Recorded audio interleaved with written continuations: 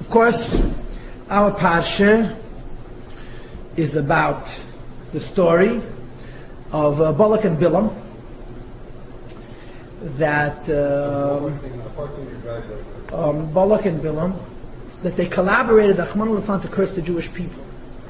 And as it would turn out, their interest, their priority was to bring curse on the Jewish people, and in fact, they brought to Klal Yisrael unbelievable bracha. There's a Gemara to this effect, but I saw it tonight in one of the Rishonim also, that there's something very curious about this whole story. How do we know the story? Who told us? We have a whole Parsha of Balak and Bilam having this whole involved discussion about how they're going to deal with them, with the Yidden, right? Moshe wasn't there.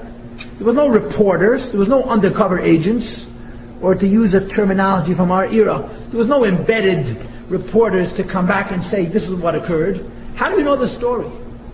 So it says, there's actually a lashon from Chazal someplace, Moshe Kosaf Sifrei Upashas Bilam.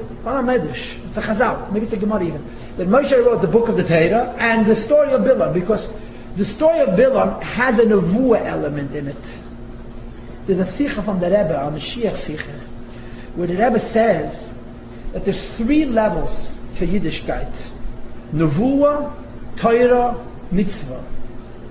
And in the sicha, the Rebbe brings the milas of each. Nevuah is the lowest level, Torah is a higher level, and mitzvah is the highest level. Still, there's milas in nevuah over Torah, there's milas of Torah over nevuah, and naturally there's milas of mitzvah. It means halach, practical mitzvahs. And he links it to the 3 proofs that the Rambam brings from Mashiach. The 3 proofs that Rambam from Mashiach. One is the story of Bilam, this week's Parsha, that's nevuah.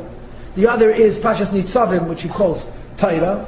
And the third is Arei Miklat, which is linked to a mitzvah. So he makes the point that the story of Bilam, in addition to being in the Torah, is also the prophecy of Moshe Rabbeinu. It has the milah of being a nevuah. That when it comes to nevuah, there's an extra strict halacha about the requirement to trust it and to believe it more even than ordinary Torah. The oynish is more severe. But this whole Parsha we know, because it's written in Chumash, Moshe Rabbeinu got it b'derech nevuah, and then of course by the Eibishter's commandment, he incorporated it into the Torah. The story, of course, is the Jews approached the Holy Land, and they took a circuitous route, took a long road. Initially, they took a long road because he didn't want them to get into Israel too quickly. They're going to meet the people of Gas, and who knows what's going to happen. Later on, there was a Maisa with a golden calf, and then with spies, and so forth and so on, and they were punished 40 years in the desert. So they went wandering around the desert. As the 40 years came to a close, they started to find a path into Eretz Yisrael. Problem is, everyone is saying, sorry, not here, go someplace else. So the Jewish people are trying to find access to Eretz Yisrael. They're in the desert. But Eretz Yisrael is surrounded. In the south is Edom. In the southeast is Moav and Ammon. Directly above Moav is Emoiri, is Sichain. And above Sichain is Oig. So it's all surrounded. So the Yidden come to the south, they come to Seir, to Edom, and they say, allow us passage, we're going to behave, we'll even buy from your vendors, even things we don't need, to honor hosts, and so forth and so on. And Edom comes out with a sword and says, don't you dare. So the Jews march east, along the south, underneath Seir, and they march east. They circle around Moav. They ask for Moav for passage, and Moav says, don't you come over here. They go a little further, they meet Ammon. They ask Ammon for the right of passage, and Ammon, of course, says no again. So the Jews circle all the way around Edom, which is Esav, then all the way around Moav, all the way around Ammon, and they come to the northern border of Moav. If you ever looked at a map, of an atlas of history, it seems to me that Ammon was really surrounded by Moav. Moav was on top, Moav was on bottom, and Moav was apparently also to the west, to the east of them. So how the Yidden tried to pass through Ammon, I'm not certain. But the bottom line is they circled all the way around Edom, Moav, Ammon, and they came to the north. There's a passage. This passage is like a little road that separates Moav to the south and Amoiri, Sicha, to the north. And the Jews want to pass through. So they say to Sicha, we'd like to pass in this what is called Nachal Anmen. I don't know what the name of it is. It's a pass. And Sicha comes out to fight with the Jewish people, and the Jewish people, send them to meet their Maker in mass. It's a slaughter. They conquer their territory.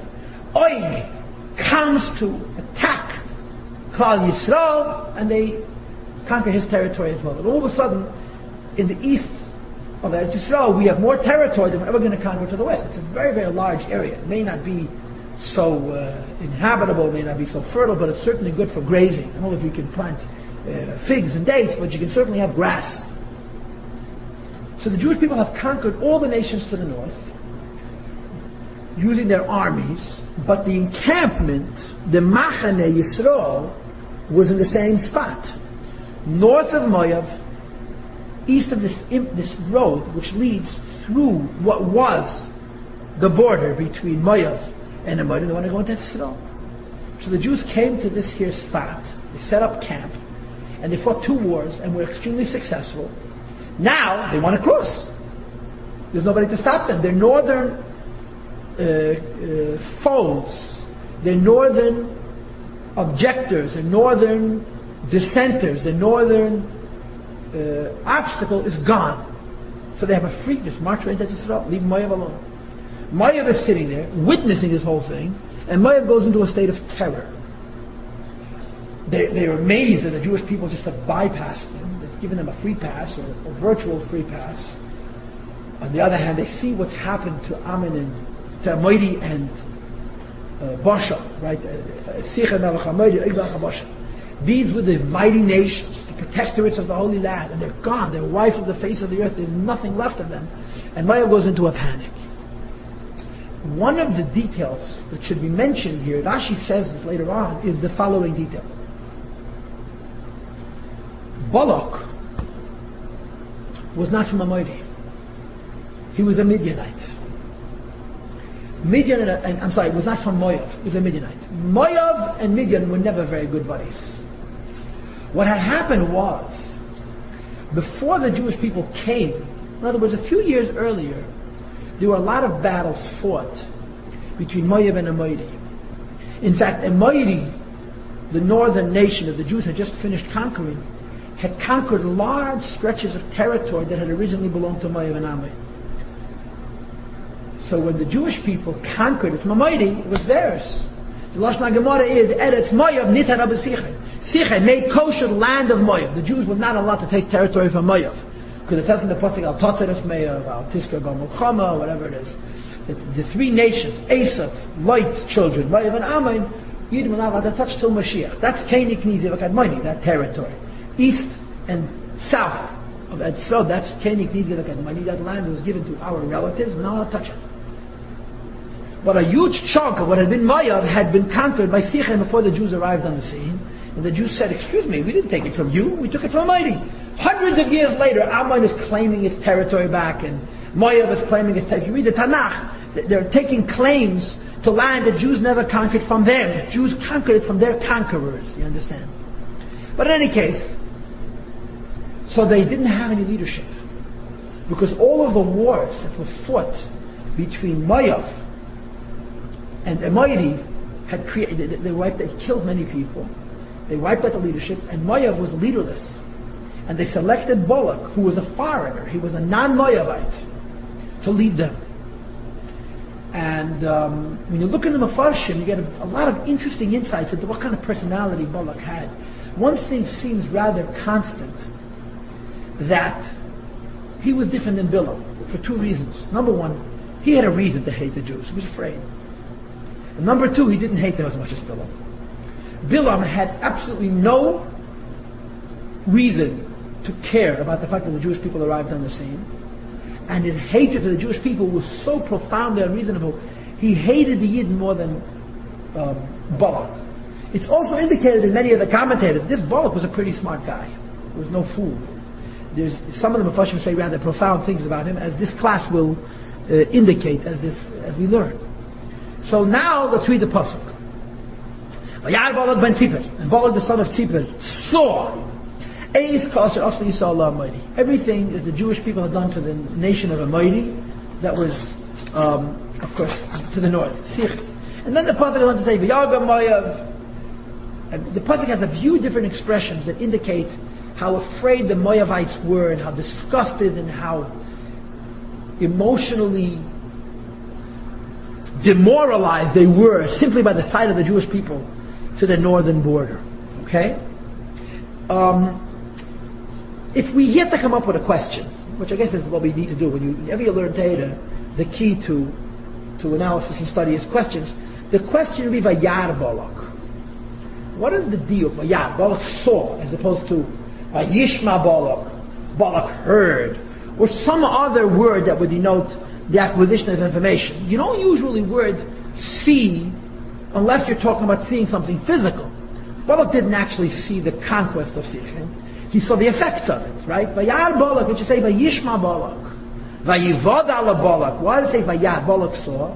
And another detail which is mentioned by many of the commentators is it doesn't say Vayar Balak ben Tzipor melech Moav. It doesn't say he was the king of Moav.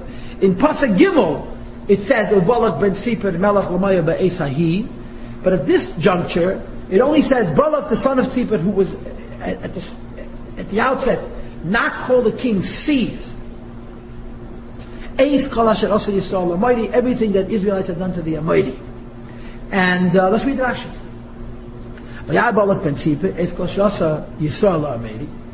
He saw. What did he see? Rashi says something interesting. Omar, it wasn't only what he appreciated of what had occurred, but he made a deduction. These two kings, that we were trusting and relying upon them, didn't withstand them. Now the diuk here is, means to say, as the Rashi says later on, they actually sent money to Oig and Sichem to protect them from the Jews. They were their protectorates. They were the mighty kings of the north. And their protectorates were gone. And he therefore made the conclusion, Vayar, he saw and understood, we are much more so, that we don't stand a chance. And the people of Moav were afraid. Another nuance, which I might as well tell you because all the Mepharshim are going to talk about it, is in the first pasuk the reference is made to the king, Balak ben Tzipor. In the next pasuk is the Vayar Moav, and the people were afraid. Either it should say Vayar Balak, Vayagar Balak, or it should say Vayar Moav, Vayagar Moav. First the king, and then the subject is an odd fit. Though we find such a thing by the Jewish people, Vayishlach Yisrael, Vayishlach Moshe, we have such an idea that you can refer to Klal Yisrael and Moshe because of the principle of Anasi Hu HaKol. You had it last week's Parsha, but this is also one of the details that if we really, really were pressed to find questions, is a question that we can ask. Now before we go on to the other Rishonim, let's analyze Rashi. And we're going to read three commentators on Rashi. The first is the Rav, which is on page 3 of your text. Okay, I tried to put these not in the order of historical chronology, but learning chronology. The Rav was in the bottom of page 3. Okay? And he asks a question on Rashi. Why does Rashi have to go into this whole thing about the two kings and so forth and so on? So we're going to begin 5 lines into the Rav. It says the following. In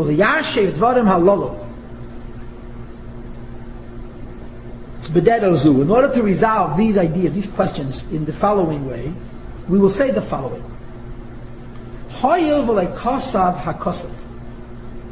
Since the pasuk does not say Vayar Balak melech Moav, that Balak the king of Moav saw, it's obvious in this event Balak was not the priority. Moreover, the following pasuk says, it says in the subsequent pasuk, Vayagar Moav. Moav was afraid. It doesn't say Balak was afraid. Balak saw, and the people were afraid.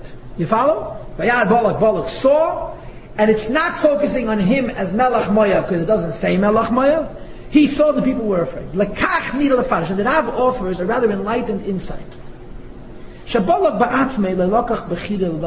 Balak was not prepared to choose to curse the Jewish people. It was the people who insisted on getting Bilam to curse the Jews. Balak assessed the situation. And what the Rav is suggesting off the bat is that this guy Balak was a very smart guy. And he had a great military sense. He understood the threat of the Jewish people, but he also understood that it's only a threat. You understand? This man Balak ben Sipar was a great warrior. His might is well known. It says in the Tanakh in Shoftim. Skip the parenthesis, please. Second column, second line. Are you then better than Balak ben Sipar, who was a mighty warrior? The Ramban says later on. There's no Ramban in our pasuk, but later on Ramban indicates that Balak was a mighty warrior. By the way, this same point of Balak being a warrior is also mentioned in the Sforna. That Balak was a great warrior, and he was a great tactician, and he had a great ability to assess a situation, and he saw the threat. Even he, with his military background and intuition, knew this has to be examined, this has to be looked into. As what had transpired, he understood that these Jews, there was something worthy to fear.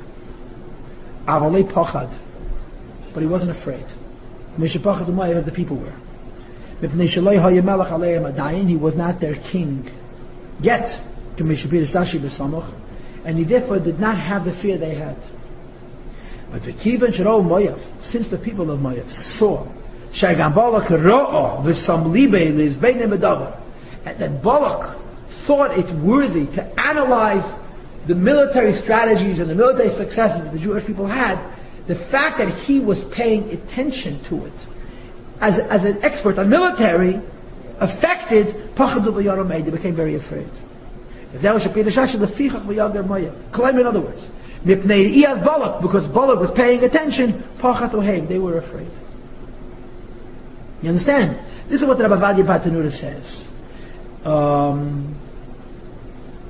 That because Balak was paying so much attention, they were very, very afraid. That's it. This is the Rav. So, the Rav's position is that Balak was a smart man.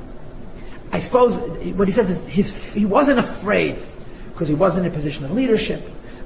Now we turn to page 5 where we read the Taz, the Divrei David, who wrote a pirush on Rashi. Okay? And again, he asks the standard questions, page 5. He asks the standard questions, why does it say Vayar, why does it first say Balak and then say Moav, and so forth and so on. And he says as follows. And I'm beginning 7 lines into the Taz. 7 lines into the words of the Divrei David, it says the following. This is what Rashi's intention is. Balak, in his intuition and his military background, assessed 4 things. Number 1, they saw the devastation, the slaughter the Jewish people had over the Amalek. Number 2, he saw that his nation, the Moavites, were afraid. Thirdly, they were disgusted and demoralized by the proximity of the Jews to them. And he saw his own citizens going to Moav, to Midian, to take advice. Balak, who cared that Balak sees it, he was after all their king. He was concerned by what he assessed, which was not just what Yidden did to Moav, to Amayri, but the nation of Moav's reaction to this. He therefore sent spies. Therefore Rashi says, the psukim are very plain. The Vayagar Moav Umaymer Muchras. The word Vayagar Umaymer, it's separated, it's cut off from before. In other words, Balak made an assessment, and the Vayagar Moav is not part of the assessment, but it's separated. This is, therefore he says, therefore Moav was afraid. Lahayras to indicate it's not connected to before. And the question that we asked, he starts with Balak and finishes with the people. Rashi redresses this by and he translates this. Balak saw. He evoked, he aroused the people. In saying this, that these four kings, these kings are supposed to protect us. What can we do? In other words, Balak saw four things. He saw what the Jewish people did. Then he saw what Moav did, then he saw how Moav reacted, and so on and so forth. But the way the Taz understands it is, it was he who brought on the other three effects. In other words, Balak saw, he made an assessment. Balak saw what was going on. And he came to the people and told them, we have something to fear. That's how the Taz reads it. So when it says he saw four things, but he initiated the latter three. He made an assessment of what's going on with the Jewish people. And then he came to the Goyim, to his Moavites, and he says, look, our protectorates are gone. And he evoked fear in the Moavites, and then because of the fear he evoked in the Moavites, he sent people to Balak. So the shot of the Taz is Balak saw, and Balak instilled fear in the people. The Rav said Balak saw, he wasn't afraid because it wasn't his responsibility. The people were afraid. The Taz said Balak saw and he made them afraid. You got it? This is the difference in the pshat. Now, let's go to the sicha. Now the sicha begins on page 16. Okay? I mean, obviously the sicha is long, and in stark contrast to last week's sicha, almost the entire sicha is Pshuta Shamekir. Last week, if you were with us, the very first few pages of the sicha were pshat, the rest was already Hasidus, about chukas. This week, the sicha is entirely nigla. And the Rebbe says like this, is the bir b'chol zed. The explanation would be as follows. B'shas the ben chamish l'mikir learn deep psukim, when a child learns these passages, Vayar Balak saw, Vayagar Moav was afraid. Kum pa'im ois b'pashtus, he makes the assumption, as Vayar and Vayagar is an etsei bazunder in yonim, the two separate things, as the Taz just told us, right? What did the Taz say? Balak saw, he made them afraid, right? Unit as the Vayar had goyim given the Vayagar, and not that the seeing caused the Vayagar. Turn the page. But them, first of all, was the pasuk gufa taichtois. The pasuk itself explains, as the moirav from Moav for an Am Yisrael, the fear of Moav was different than Balak's fear. Why was Balak afraid? Because he saw what the Jews did to Emidim. Why were the people afraid? It was because they saw how populous the Jewish people were. They're very numerous and mighty. That's why the people were afraid. Und das hat Moav gewusst. Moav knew this. Even prior to the attack and conquest and vanquishing and slaughter of Moav and Bashan, they saw that they're a great and mighty nation. Warum die Jiden am Dach noch früher rumgeringelt Eretz Moav called the Reilam Mizracha, they had circled around Moav. So before the war, the people were afraid because they were so many, they were so popular. And Balak is afraid of something different. Balak is afraid because he sees of the defeat of the Emidim at the hands of the Jews. So it's two separate issues, right? Balak sees the military success of the Jews. The Moavites simply see how massive they are. So it's two different issues.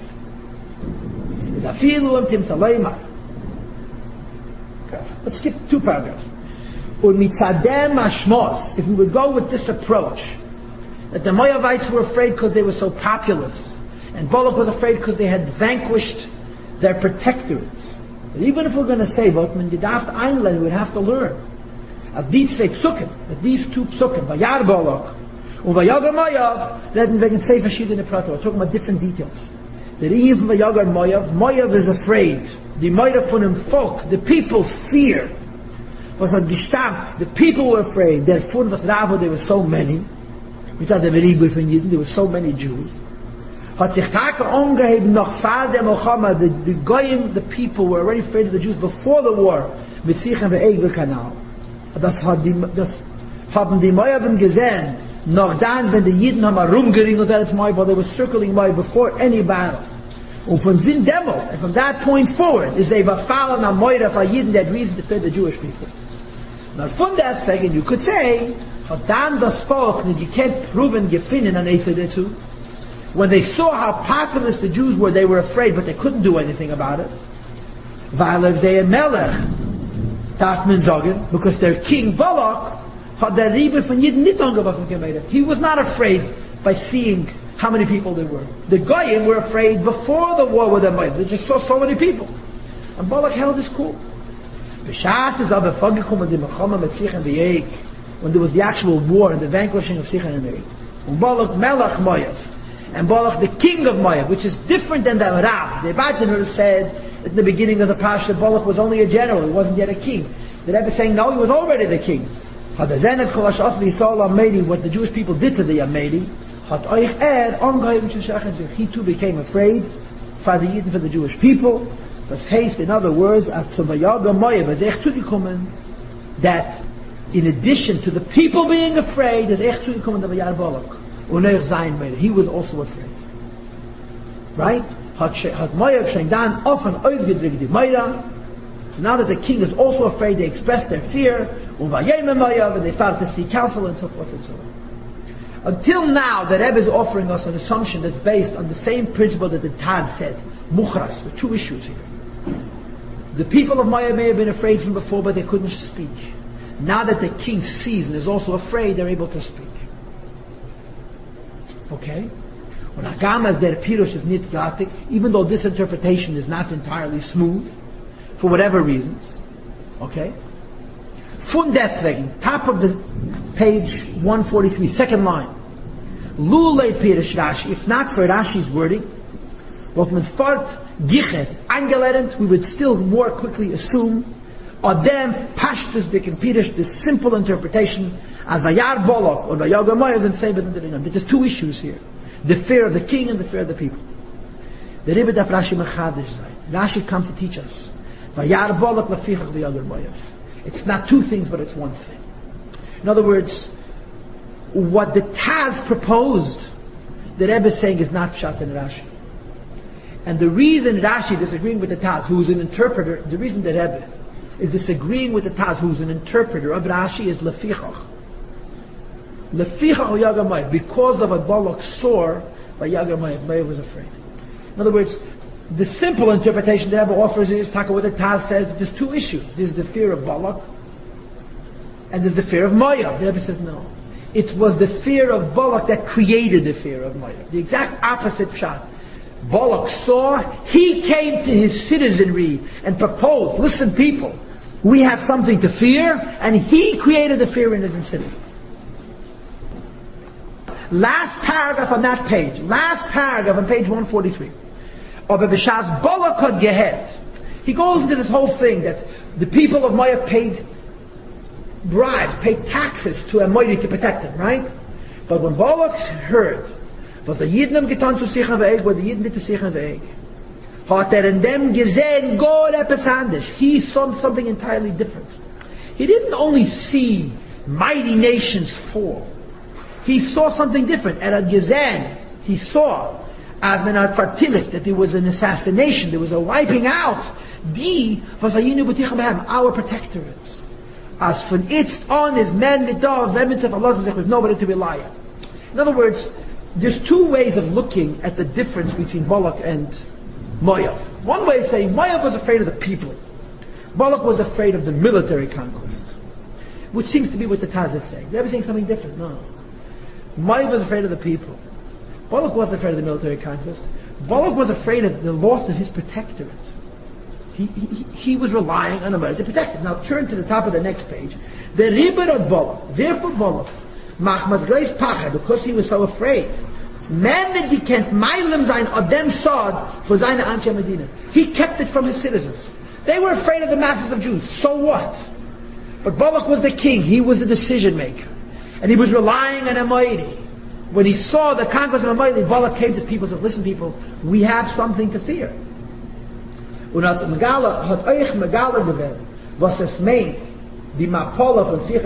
explained to them that the laws of sicha v'eg makes them sitting ducks, helpless, vulnerable nation. The Vayar Moav is based on the Vayar Balak. That's it. That's all we're going to learn from the sicha. Okay? So if we may summarize, Rashi says that Balak saw that their protectorates were gone and they were afraid. The Rav says Balak saw the people were afraid because he wasn't yet their king. The Taz says that there's a separation between the Vayar Balak and the fear of the Moabites, because it's two separate issues. It's two separate issues, right? And the Rebbe is saying that Vayar Balak is the reason for Vayar Moab. Balak aroused the fear of the people because of his assessment. His assessment was not that there are so many Jews, but that they had destroyed their protectorates.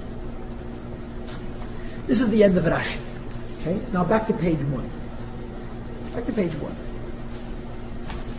On page 1 we have Eben Ezra, who says a few words, mamash a few words. Eben Ezra is, I don't know, it's Eben Ezra. Lo emoidi, bekamtus halamed. It doesn't say le emoidi, it says lo emoidi. And again, I know no grammar, but evidently this lo emoidi indicates that the emoidi were a very distinct group. V'atam, the reasons for this unique grammatical form is liyadua shu sicha and v'oig, because it was known that these were the nations of Sicha and Oig. There was no nation as strong as they were. And when Balak saw what the mightiest of the nations of the Amorites suffered at the hand of the Jewish people, so Vayar Balak, he saw something very potent, very real and very, very powerful. And I want you to know that the Rabbi Paltiel, which is on page 6, quotes this Eben Ezra, and it's one of the few times that I know that he doesn't mention him by name. The Rabbi Paltiel is, as a rule, always referencing his sources. You don't have to look on page 6. I'll just tell you that that it says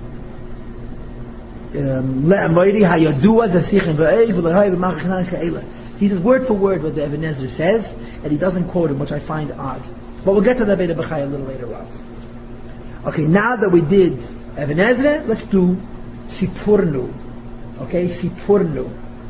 Now remember, the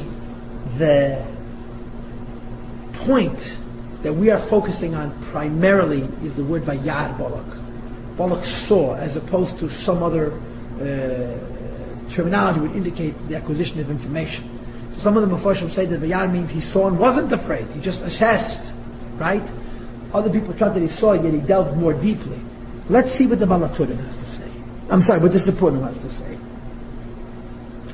It's the second section from the bottom of the page. Vayar Balak, a man notorious for his expertise at war. As the pasuk says, this Sforna is clearly the source of the Batanura. The Batanura quoted the same pasuk. What did he see? He saw that the Jews wanted to pass through the land of Amoidi. He wasn't allowed to Yechrimu, he destroyed them. And but he also saw the victory of the Jews over Sicha was not at all in the normal scheme of battle. It was supernatural. And therefore he understood that he needed to employ Bilam to address this enemy, so to speak. Now the Balaturim, a little bit earlier up, the Tur, right? What does the Tur say? Vayar, I circled it, you see? He saw that the sun was stopped from Moshe Rabbeinu. I don't know if he says in many Sforim that when in the war of Sicha and Oig, Moshe Rabbeinu stopped the sun just like Yeshua stopped the sun in when they went into Eretz Yisrael. So he saw that Moshe Rabbeinu stopped the sun, and Vayar is begematria nokta hachama.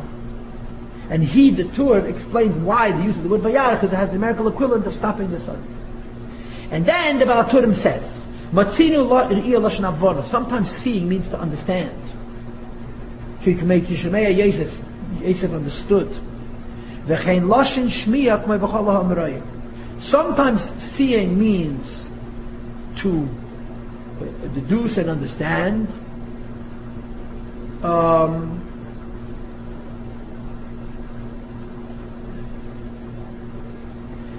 And he brings, I suppose the way you can explain it is, he brings a pasuk for Shemeya, where Shemeya means to understand, and he brings a pasuk of Re'iyah, where Re'iyah means to understand. Okay, we're not going to delve so much into the terminology unless the Mefarshim lead us to it. Turn to the Rabbeinu Bechaya. Rabbeinu Bechaya is on page 6. Okay, the Rabbeinu Bechaya has a medrash, and this medrash is also found in the Yalkut, which we're going to do subsequent to the Rabbeinu Bechaya, which is going to lead us into our Chasidus. Okay? Ube medrash. The Rabbeinu Bechaya is on page 6, Kuf Samach Aleph. I'm not reading the whole piece because the whole piece is pretty much what Rashi says. Okay? But Ube medrash. I made a little arrow. I apologize that the arrow is not larger. I know some people like big arrows. This one here. Okay. Ube medrash. Vayar Balak saw. Says the medrash as follows. Kol riyasam shal rashayim lepranis. The eyes, the looking, the seeing of a Rasha is for punishment. Vayar Balak saw, and he attempted to destroy the Jews. Hevi Bilam Rasha Shabal Akiru Mushlema. He brought Bilam to destroy a nation. Vayar Cham Avi Canaan. Cham, the father of Canaan, saw, and he, of course, had ill intentions regarding his father, Noach. Vayir Bnei Elokim Yisrael Adam, the sons of God saw the daughters of man, and so forth. Vayiru Eisa Sari Parei, the officers of Parei saw Sarah, and they had ill intentions. Vayar Eisa Shechem and Chameir, and Shechem and Chameir saw Dinah. What's the point? When the Torah uses the denotation of seeing, when a guy looks, he looks with a bad eye. Not that after his looking something bad will occur, but in the looking itself, the evil's already been set in motion. Vayar Balak, the way Balak assesses is evil. It's not only what Balak did, it's how Balak observes. Because Balak is a Rasha, and the observations of a Rasha have a negative aspect to the way they operate. And if you can flip over the package, we read the same medrash in a more elaborate form. This is the Alshich Shemoini, and as I've indicated to you, I have this compulsion, this sense that when you do a pirush on a pasuk based on Rishonim, you should at least quote the Chazal. So I try to copy the Alshich Shemoini. That's a likut of most of the Mamar Chazal on a pasuk. But we're going to read the one I arrowed, page 5a. Turn over your stack. V'yar Balak, Ra b'poranis she'asi Yisrael le'ameiriyim. He saw what the Jewish people done to Amoiri. Vayar Balak, says the medrash as follows: Noach l'Rishayim, it would be preferable to the Rishayim she'yiyu sumin, they should be blind, because she'eineihem meviyim ma'ara lo'olam, their eyes bring curse to the world. The woman saw that the fruit is pleasant to eat. This goes, of course, on Chava. He quotes the same psukim that the Rabbeinu Bechaya quoted, but notice that the Rabbeinu Bechaya took out Chava.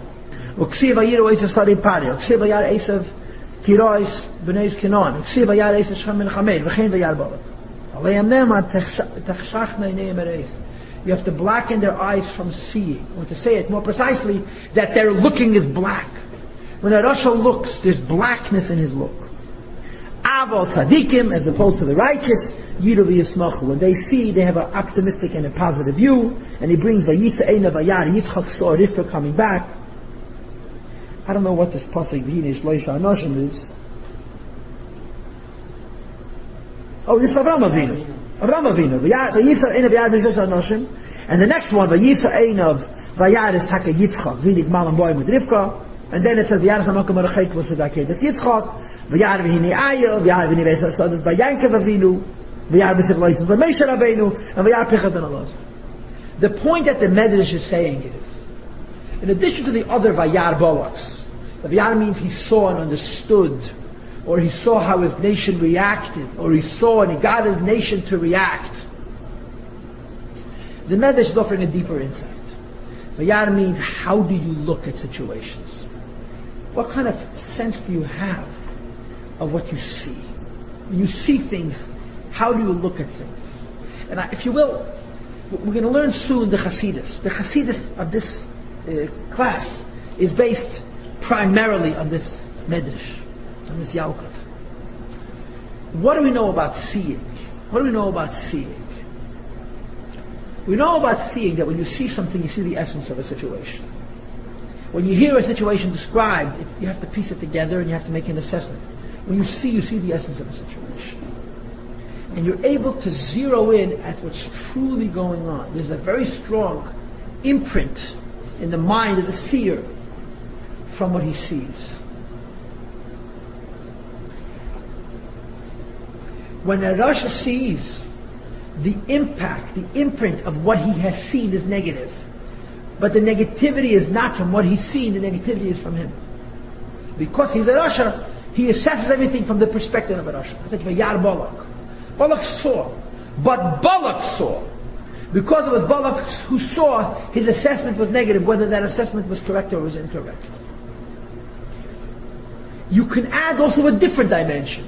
The idea of Ayin Hara versus Ayin Toiv. We have in this week's Parsha also that Vayisal Amidbar Ponav Einav. In the Chitas tomorrow or Friday, it says that Bilam stopped trying to curse the Jewish people. He looked at them. Eyes have power. It's not just how eyes assess, but how eyes bestow. Seeing, the eyes are a very, very powerful sense. Balak looks. Balak impresses with his eyes. Not only he assesses negatively with his eyes, he impresses an eye and a negative eye, with the way he looks at situations. This is what the Yalkut adds to the Vayar. Hang on to this, Rabbeinu Bechai and Yalkut, because we're going to be revisiting it. Before we get to Hasidus, let's do the Alshich. I printed the Eitznas Tevara. We're not going to do it. We do have Abarbanel and Alshich. The Abarbanel says what I keep on saying. Page 11. The Hanira, I underlined a few lines, you see? It seems to me, the intent of this first pasuk is, listen to these words, to give an explanation and an excuse to Balak. Why he went to a sorcerer, why someone looked for a magician. Why didn't he fight them on the battlefield and look for sorcerers? Which the warriors fight. The Torah tells us the reason he chose to go the route of a sorcerer, the people of Balak, who were Mayav, they were very afraid of the Jewish people. They could not recruit, they could not harness the power to fight with them. You can't go to war when your soldiers are weak. What is the word that they use? Mutiny. There was a pre-war mutiny. The soldiers were not willing to fight. What did Balak see? He didn't only see the Jewish situation. He saw his nation's response. It includes many things. The opposite of the Taz, it says Maimer Muchras. He saw all the things that follow. He saw what the Jewish people did to Amedi. It's a lema, the sicha, and the egg.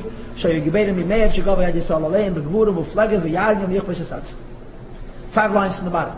But he also saw that his people were intimidated by the Jews. Either because they were so many, or because they were so powerful. They were disgusted with their own lives. They heard that they were special, the children of God, and they couldn't fight, right, and so forth and so on. Now go to the second page.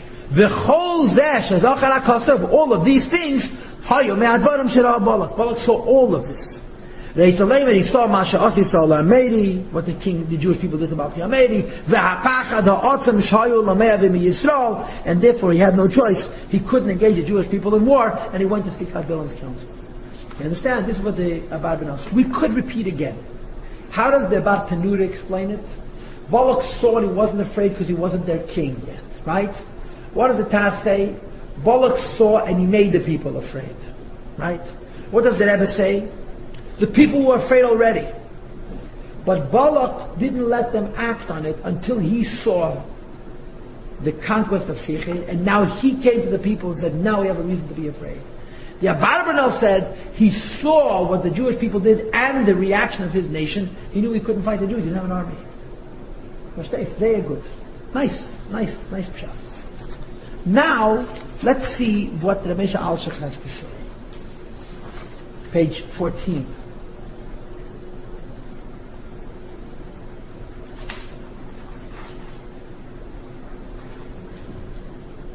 Last paragraph on the second column. V'novei el ha'inyan. You see what I'm reading? Let's approach the idea. V'hu. Ki yiras moyer b'pnei Yisrael efshel achas mishtayim. The Moabites were afraid of the Jews can be explained in two ways. Oy al ha'yesam amrav mehem. You see what I'm reading? 14. Page 14. You with me? The last line of the second column. Oy ala yesem amrav mehem, because they were so many. Top of the third column now. Oy ala yesem b'nei Yisrael asher havaya itam. Or because they were the Jewish people that God Almighty is with them. Ki b'nei b'chei Yisrael. And therefore, the Jews are going to have supernatural successes. So the Jews had both of these qualities. So the Alshich is as follows. Balak was a smart guy.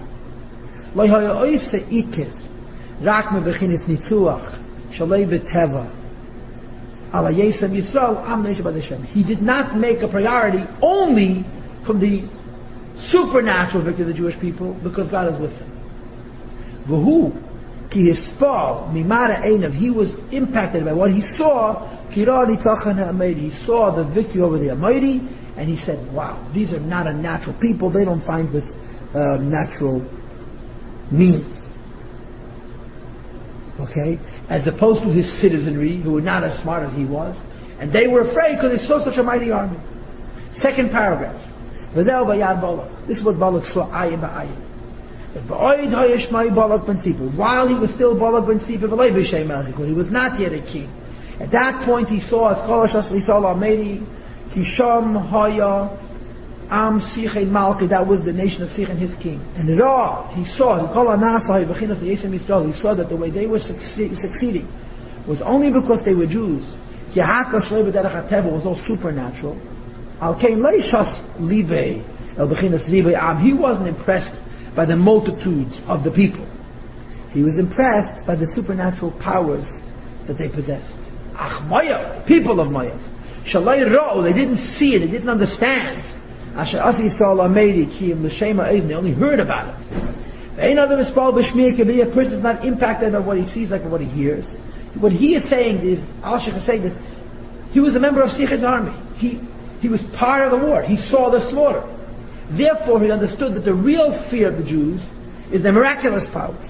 Al-Kain, therefore, by Yagamayav, Ad, Geder Miyai, the Moabites were very afraid. Not because of the supernatural powers of the Jews, but because there were so many people.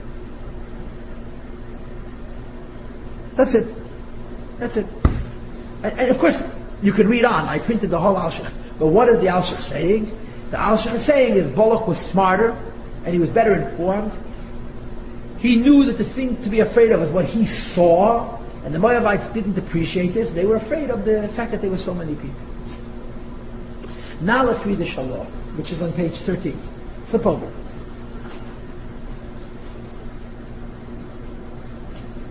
Ha'inyan. You see? Page 13. Just flip over the packet. There we go. Ha'inyan. Balak u'Bilam, shneim ha'yachamim gedelim. They were very smart people. Avalahara. With ill intent.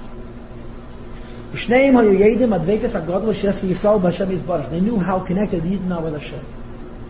U'Balak ha'yoyeser chacham. Balak was even smarter than Bilam. V'yadani knew sheshalselas ha'gadol Yachas Malchus Yisrael. He knew the great chain of leadership the Jewish nation was going to develop. Shul Malchus Beis David, which is the royal dynasty of David Malach, which is of course going to culminate in Mashiach. We also knew that they're going to come from him. Don't forget that the Rus was a Moabite, and her Zayd was Balak. And he was afraid that he is going to bring the demise to his own people. There's different opinions. He understood that pure comes from impure and good comes from evil. Today, why does the Eibishter bring Rus from Balak to be the matriarch of David and Malach's lineage? That the evil angel should also say Amen in spite of himself, and should concede the brachas. Therefore, Balak sees far into the future. He doesn't just see the size of the Jewish people. He doesn't just see the miraculous victory of the Jewish people. He sees the mystical, the underlying issue, that the Jews are a nation of goodness and purity, and he represents evil, and that they're going to create goodness from him. Therefore schemes. He's focusing not on the effect but on the cause. He's focusing not on the fact that the Yidden are so many, not even on the fact that Yidden have the power of Hashem, but that it's about spiritual conquest. That the Yidden are going to mystically take from Balak and make it into David HaMelech. And he therefore wanted to disrupt this, and to destroy this attachedness. And then, if he can succeed in disconnecting the Jewish people from this Dveikus and the Eibishter, if and when David HaMelech will come from his descendant, from Rus, he will demonstrate Balak and his people and not the Eibishter. This is what Balak saw. And he goes into Hal Arichas that there's three terminologies. Yisrael, there's three terms. Am, Yisrael, and Bnei Yisrael. There's a whole Arichas which represents three different levels. And Balak assessed the spiritual idea of the Jewish people, and he wanted to undermine it, and that's why he called Bilam to curse them. To go 6 lines from the bottom of the first column, Hine, Balak Yad Advekis Yisrael HaGadol, he knew the great attachment of Yidden and the Eibishter. But also last says Peter ben Advekim, he wanted to create a split between Yidden and Hashem. Ubikish mi Bilam sheikalalem be'ez harega shezeyem Hashem Yisbarach, that he should curse them at that instant. Mentioning their sins, at the moment that anger will come, and obviously the last line we cannot read, but it's the idea the katrig. He knows how to prosecute the lahatal pagam and bring a blemish. Mentioning their sins, and to create a chasm between Yidden and Hashem. Or if not specifically, he saw they're about to sin. It would turn out that the sin would be Baal Pa'ed, but he anticipated the sin of the Jewish people, and he wanted to separate Yidden from the Eibishter. And then, of course, a few lines later he says, Moavites didn't know any of this, and they were therefore impressed by something altogether different, and so on and so forth. That's sufficient. You should know, if you read weiter, the Shela actually says the same idea that the Alshich said, that he was in the army of Moav and he saw firsthand, and so on and so forth. But his Vayar Balak is totally different Vayar Balak. He saw that he is going to become the source of Jewish might and power. He says, oh no, that not me. I have to fix it. I have to. Even if my descendant becomes the kings of the Jews, but he's not going to become a king of the Jews that's going to oppose my essence, which is separate between the Eibishter and his word. Okay? So how many Vayars do we have so far? Rashi said he saw the conquest of Emoiri. Right?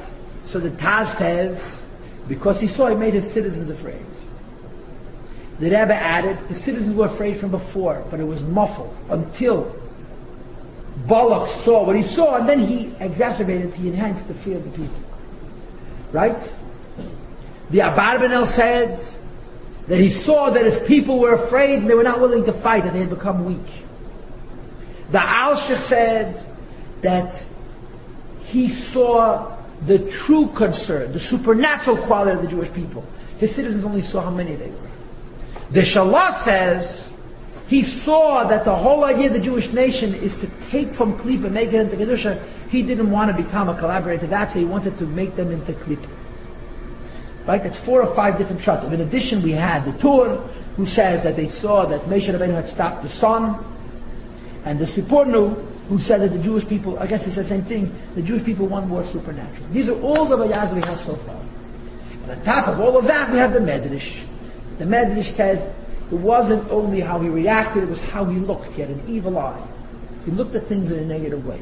The way he assessed reality was always negative. And without any further ado, let's go to the Maimed. And the Maimed begins on page 21. Now, I gotta tell you that every week I like to learn Hasidus, obviously, and the whole point of this class is to get to the Hasidus. And I couldn't find a single Vayar Balak. In all the Maram of the Rebbe, in all the Maram of the Rebbe Rashab, I found only in the Ayin Beis, a prefix and a suffix and a Maimed of Vayar Balak. So I printed two Maimorim. I printed the Rebbe Rashab's Maimed, which is pages 21 and 22. And then I printed a Maimed from the Rebbe Marash, which I suspect is the source. And you'll see on page 26, I made indicators where the Rebbe Marash talks about the same issue that we're going to learn in the Ayin Beis. The Rebbe Rashab's basis is the Maimed of the Rebbe Marash. So let's now begin the Hasidus of the of this Maimed. Okay? Page 21. Balak saw and the Moabites were afraid. The Kliyakar asks, the many miracles that Hashem had performed for Mitzrayim, they were much greater than the wars with the mighty.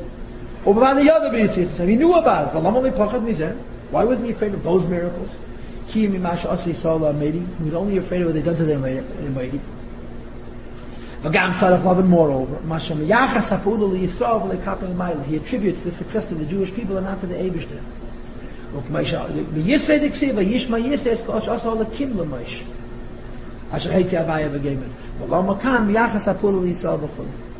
Why does he say he saw what the Jewish people have done? Second page.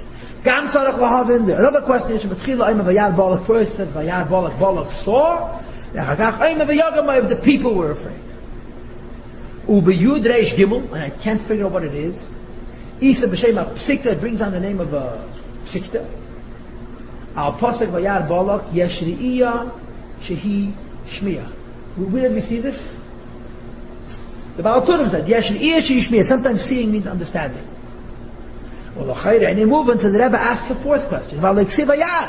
It says he saw, and in fact, the Shela and the Alshich proposed that he actually was witness to the war itself. So why does the Psikta say Vayar mean he understood?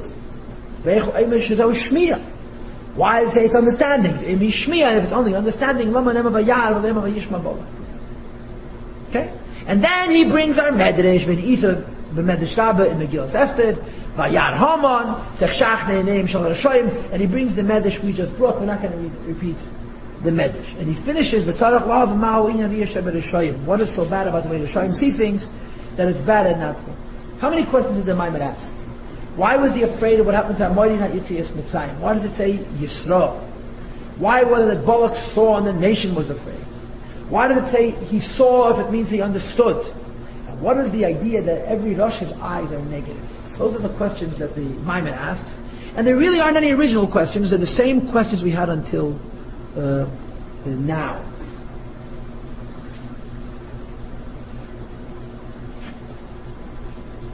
The Rebbe says 2 points in answering these questions. Okay? In other words, if you look on page 22, there are 2 points that the Rebbe makes. The first point says that Balak had an evil vision. He saw things negatively. The second point that the Rebbe makes is that Balak's re'iyah was only shmiya. Balak's seeing was really not seeing, it was only hearing. Because in Klippa, evidently, there cannot be a real idea of seeing. So let's begin.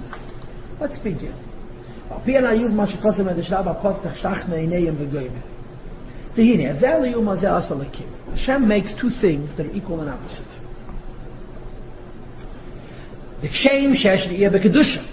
In holiness, there's a concept of seeing. which means looking at godliness, right? We want to get close to God. How do you get close to God? Huh? You go visit Him. Where do you go visit Him? He's everywhere. We want to get close to God. We have to study Him intellectually. We have to understand Him. What is the term frequently used for understanding the Eibishter? Shmiya. Havana, to understand. If a person studies Hashem and understands Him, they have more of a connection to Hashem. But it's not very close. Right? You can understand the Eibishter and have questions. The highest level of understanding is where you ascend to what would be called Re'iyah de Chochmah.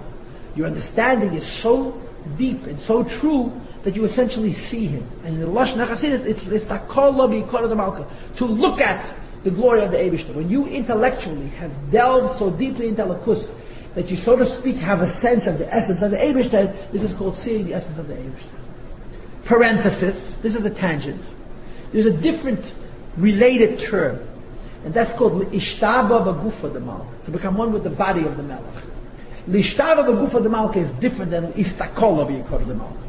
Because becoming one with the body of the Eibishter is a pneumatic thing, it's an internalization of the Eibishter.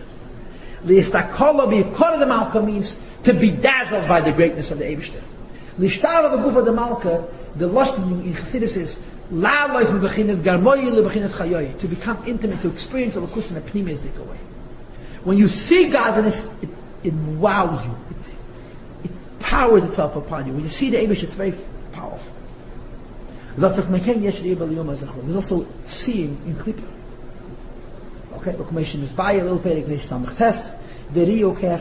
seeing is it has an essence quality to it. The entire essence is brought into it. So, what Rabbi say? Explain. There's two things about seeing. There's what you're seeing and that you're seeing. What you're seeing, if it's the Eibishter, it's a good thing. If it's something else, it may not be a good thing. The second thing about seeing is that your whole essence is locked in on what you see. So Balak sees. He's not seeing the Eibishter. So it's not an idea of Kedusha. But the quality that when one sees, they're locked into what they're seeing, Balak had. And it was a negative locking in. When tzaddikim see, listen to a very high level. When the Shayim see a negative vision, it brings the soul down to a low level. Now, I've been holding myself back. I'm not holding myself back anymore. I want to tell you what I think he means, as opposed to what he says explicitly. A pashtus, a tzaddik sees the Eibishter, it's a good thing. A Rasha sees a Yid and he has ill intentions, it's a bad thing. But I would say even more evil. A tzaddik sees the Eibishter and a Rasha sees the Eibishter. They both see the same thing. But when a tzaddik sees the Eibishter, he's looking with a good eye and he's dazzled by his vision. When the Rasha sees the Eibishter, the Rasha sees it's the Eibishter's world. What is the reaction to what he sees? How can I divide? His whole intent in seeing is, how can I separate? I see this is God's world. Like the Mefarshim say, I see that the Jewish people are a supernatural nation. Or like the Shela said even deeper, I see that not only they're a supernatural nation, but they're going to conquer me and make me into Kedusha, and I don't want that. So the Rosh is not seeing something different than the Tzaddik is seeing. The Rosh sees that this is the Eibishter's world, just like the Tzaddik sees it. But the Tzaddik is dazzled by the unity, and the Rosh sees with the evil eye. How can I separate? How can I find a weakness in the connection between the Eibishter and the world and separate? That's the Re'iyah. And he says something very interesting. Bilam and Balak are the opposite of Moshe and Aaron. Bilam is the opposite of Moshe, and Balak is the opposite of Aharon. Moshe Rabbeinu was the greatest Navi amongst Yidden, and the Chazal say that Bilam was also a very great prophet. Okay? I'm skipping 3 lines. Ubalak hayal umazeh de Aharon. If you've lost the place, the Aharon is the first line of the page. Turn it over. The Aharon, it's 9 lines into the paragraph. Huh? Yes, exactly. Oh, there, good result. Haya Shushvina de Matronisa. He was the Shushvin, the accompanier of Jewish people. Upal ben Shamas Yisrael, Bechina Saraiya. The whole idea of Adam was to give Yidden the possibility to see. Because Adam is Oisius Nira. His idea was to give Jews a reality of the Eibishter which is seeing like. And what would that affect in the Jewish people? A sense of unity. Balak. He also sees. But seeing in the Yom Hazeh, instead of being dazzled and sensitized to the unity in creation and saying, wow, this is God's world, his whole approach is to see and divide. And this is Moirav and Aboisai, why the Medrash says, Yeshel Iyeshu Shmir. Sometimes seeing is hearing. What's the push that shot? Sometimes seeing is hearing, right? It's like people in conversation. You and I will have a discourse, and you'll say something, and I'll say, I see what you're saying. And I mean, I'm listening to you. Doesn't mean that they saw, they understood, right? What was the pasuk that they brought? The Sforna brought. What was the pasuk that he brought? Ki Shemei Yosef. Yosef is listening, he's understanding. Re'iyah means to understand. But that's not the pshat in the Medrash.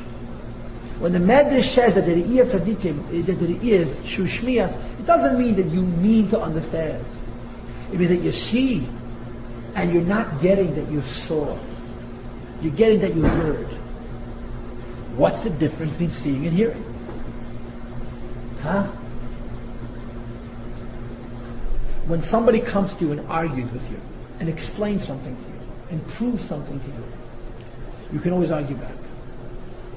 Even if you lose the argument, you can still retain your doubt.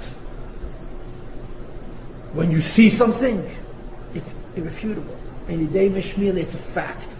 When people see things, the power of seeing is so infinite that even if they saw wrong, you can't tell them that they saw wrong. They saw. It says the Medrash Balak saw. But sometimes seeing is hearing. Notwithstanding that Balak saw Getlachkeit, not he saw Yisrael and the Moedi. He saw Getlachkeit. He didn't allow himself to concede that this was vision. He said, I understand. What did I understand? I mean, let's negotiate. I can find out. I can find a way to make division here. Because his seeing was only hearing.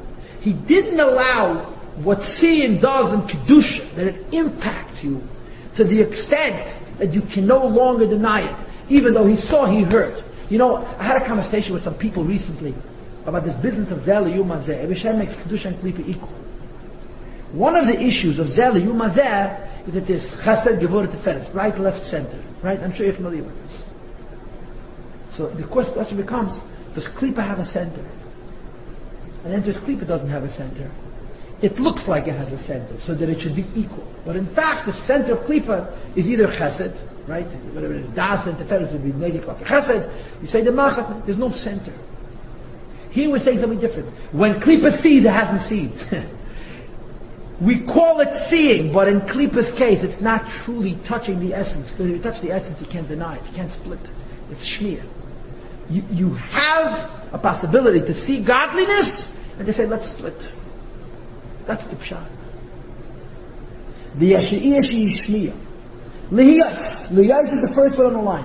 The Klaus Inyan Atayu Bechinas Shmir. The world of Tayu is to understand and the Bechinas Shem Sag. What's the opposite of Sag? Ab. I don't have time for Kabbalah, okay, but this Ayin Beis is very, very, very involved. We're talking about Chushim over here, okay? What does Ab mean?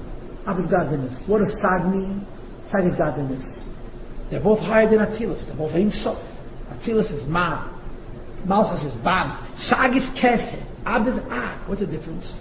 Ab is getting to the essence. You know what's a muscle for Ab? A muscle for Ab is Chochmas Odom Toyer Ponev. You look at a person's face and you see the essence of the person. That's Ab. Sag in Kabbalah is Achap. The nose, mouth, Oizen, the ears, the nose, and the mouth. They don't see the essence of something. They hear. Maybe they hear on a very, very high level, on a very, very, very advanced level. But even what they see is only hearing. Olam HaTayu is a world that even though the infinity of the Eibishter's light is shining over there, it's a world only of hearing. I mean, it's a world of split and division. the dveikus that the Re'iyah should impact, which would not allow Tayu to have a shvira, is missing. So even though it's seeing, sometimes seeing isn't even seeing. That's the pshat. ואם כן, הרי בכל זאת איזה בחינת שמיע. רק שיש פה זה בחינת שמיע גם כן. To use form. Because of that, you have to say Klippa sees also, but Klippa never sees. Whatever it sees, it's doubting. How can you doubt what you're seeing? You follow? That's the pshat.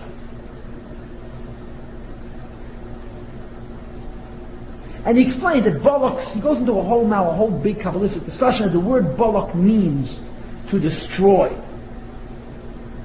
Okay?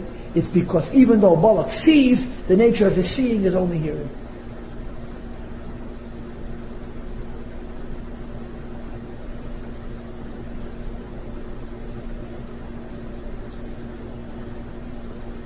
Now, V'hinei Balak Savar. 8 lines from the bottom at the end of the line. It's mamish 5 more minutes. V'hinei Balak Savar. Balak is thinking. Balak comes from Tayyah Shekadam L'Tikkun, which is higher than Tikkun. Ain't Tzarech L'Yis Misyarim Yisrael. What is different from the Jewish people? Why? Shein B'Chin Zat Tikkun U'Kod Level Tikkun Chul. Let's use words, okay? If the highest level is seeing godliness, right? And Balak's level is seeing, which is like hearing, right? What are the Jewish people? Tikkun. They're only hearing. There's no seeing at all. Tikkun is lower than Tayyah. So there's real seeing, which Balak doesn't have. There's seeing, which is like hearing. And the Jews are a level below him. They're only hearing. We're holding 6 lines from the bottom of page 22. He knew the great miracles Hashem performed. He wasn't afraid. He was a descendant of light, which is there a shame.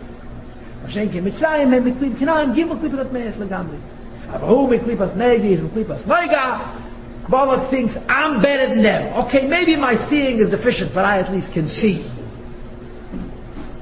Okay? He thought, he will be corrected himself without the help of Kedusha. What happens now? He sees the Balak goes to Ameri. What's Ameri? Biruri. Elevation of sparks. The Pasuk says, Usi is mistaken. That the Jewish people, when they daven, davening is a war of Shehem Abirurim, which is the elevation of sparks. In other words, Shabirurim the Klipas Nega, that in order to uplift the sparks of Klipas Nega, Gam Kena de Tikkun Dafka, Dafka from the Madreg of Tikkun, now he's afraid. He's thinking to himself, I'm Tayu, the Yidden are Tikkun. Okay, my seeing is only hearing, which is why I'm able to be destructive. But they're B'chlal only hearing, they don't see at all. But when he sees that the Yidden are fixing Klippa, it suddenly dawns on him, Yid may be lower than me, but they're going to bring a correction for me. Balak sees, what does he see? It's a seeing of Klippa, which is Re'iyah Shim Shmiya. It's seeing and it's only hearing. I can still doubt and divide. Okay? So he wasn't afraid of Yitzias Mitzrayim and so forth. Okay? The last 5 words, what Balak sees is not what God did, but what the Jewish people do. You know what he means with that? The correction, the birurim. Right? Yidden left Mitzrayim, Hashem does many miracles. Balak's not impressed by those miracles. Hashem did it. Yidden conquered a mighty. This is attributed not to the Eibishter. This is attributed to Yidden, the birurim of Yidden. Now Balak is afraid. Because he discovers Yidden may be taught only on the level of Shmiya, and I be on the level of Re'iyah, which is like Shmiya, but their Shmiya is better than my Re'iyah. And of course, to conclude, what is Taked the Mile of Yidden? The Mile of Yidden is bittul, is humility. This bittul, this humility affects that even though Balak may see, and the Yidden only hear, but the hearing of Klal Yisrael, Taka brings them to this madregah, l'shtaba b'guf of the Malka, to become one with godliness, and the bittul of Yidden is able to elevate Balak's klipa, who sees godliness and insists that he only understands, he doesn't see.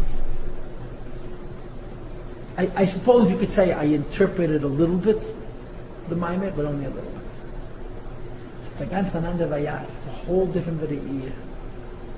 The Shela says he saw that Yidden are going to fix him in the future. The Maimon says that the Yidden already started fixing him. And that's what he's afraid of.